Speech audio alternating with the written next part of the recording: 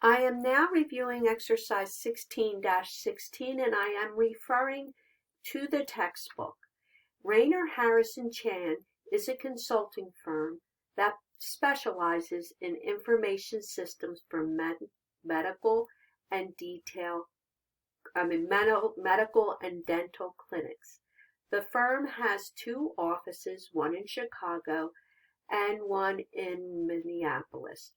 The firm classifies the direct cost of the consulting jobs as variable cost. A contribution format segment income statement for the company's most recent year is given. I am now going to review the actual segmented income statement from the company's most recent year is given. We have sales, variable expenses, and the contribution margin. Note that we have the contribution margin for the total company as well as for the Chicago and Minneapolis offices.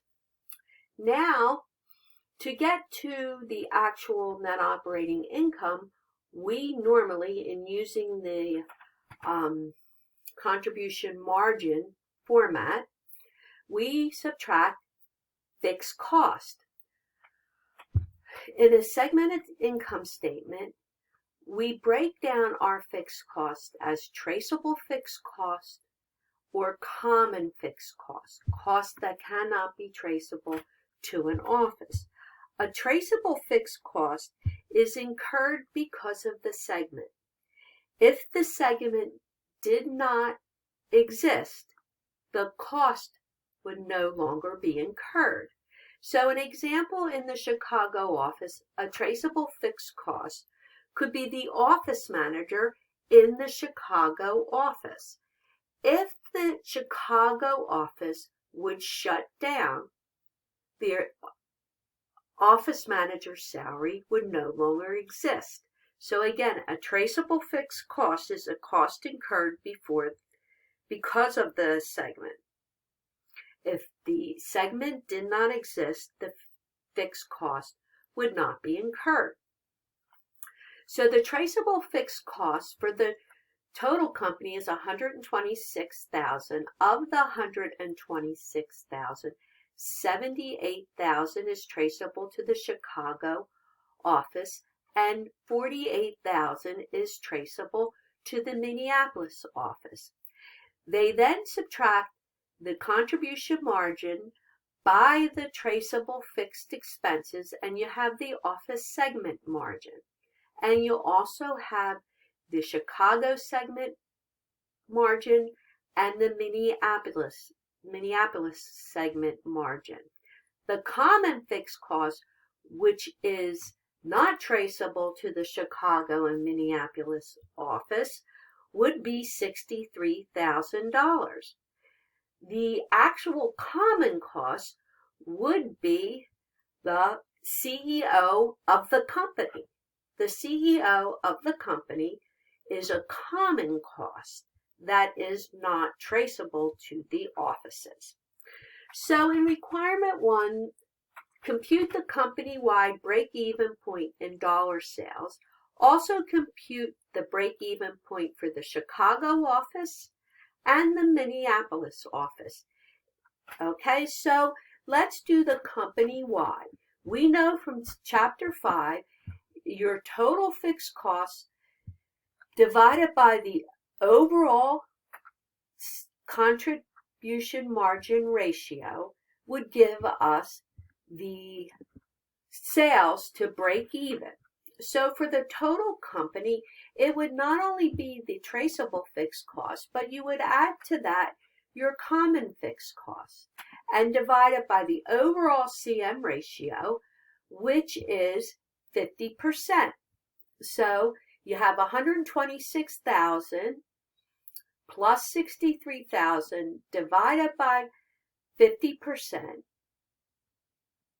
is 189,000 divided by 50%, which gives you a break-even sales for the company-wide. Because we're dividing it by the contribution margin, this is the break-even sales for the company on the whole, which is $378,000. Now, for the break-even point for the Chicago office is computed by taking the traceable fixed cost of $78,000 divided by the CM ratio of 70% for the Chicago office, which would mean sales at break even for the Chicago office would be $429. That's $111,429. The break even for the Minneapolis office is computed as follows. You would take the segment margin, the segment traceable fixed cost of $48,000 divided by the CM ratio of 44%, which would give you sales at break even of $120,000. Now, the next question asks us, is the company-wide break-even point greater than, less than, or equal to the sum of the Chicago and Minneapolis break-even point?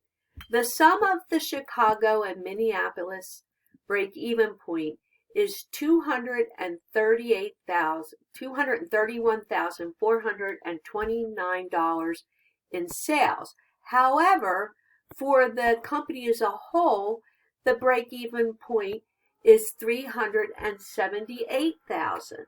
So the company-wide break-even point is greater than the segment's individual break-even point. Why is it greater? Because the company as a whole not only includes the traceable fixed cost of $126,000, but also the common fixed cost, which is $63,000. So it would have a higher break even, where each segment, Chicago and Minneapolis, just uses the traceable fixed cost. For requirement 2, by how much would the company's net operating income increase if the Minneapolis increases its sales by $75,000? Assume no change in cost behavior. So if the Minneapolis office increased sales by $75,000 and it's above break even, as we can see, we would take the $75,000 times the CM ratio of 40%, which is a $30,000 increase. The $30,000 increase would go entirely to increase the segment margin, because we have an additional $30,000. We know that our traceable fixed cost of $48,000 has been already covered without the additional $75,000 increase. So the $75,000 increase times the contribution margin of 40% would increase the office segment margin by an additional $30,000. Now, they say refer to the original data and assume the sales in the Chicago increase $50,000 next year and the sales in Minneapolis remains unchanged. Assume no changes in fixed costs. They ask us to prepare a new segment income statement. As you can see in the new segmented income statement, the actual Chicago office increased $50,000, which went from $150,000 to $200,000. The Minneapolis office remained the same, but the total company increased. The actual relationship of the variable cost to the Chicago office is 30% of $200,000, which is $60,000. The other, Minneapolis, remains the same, and the total increased an additional amount of $15,000. Now the contribution margin remains the same at 70% for the segment office, and the contribution margin was increased by the $15,000. So we have a change in the CM ratio, and the Minneapolis one remained at 40%. Now, what happened with that additional money?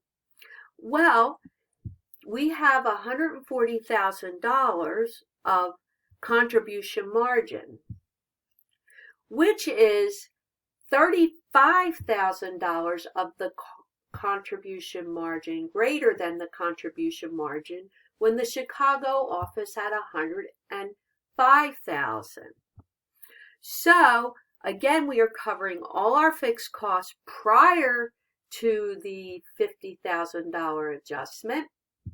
So the additional $35,000 goes directly to the office segment margin, because if you take 27 and the additional increase in the contribution margin, that would give us $62,000. And the increase in the contribution margin was $35,000 plus $27,000 does give us $62,000.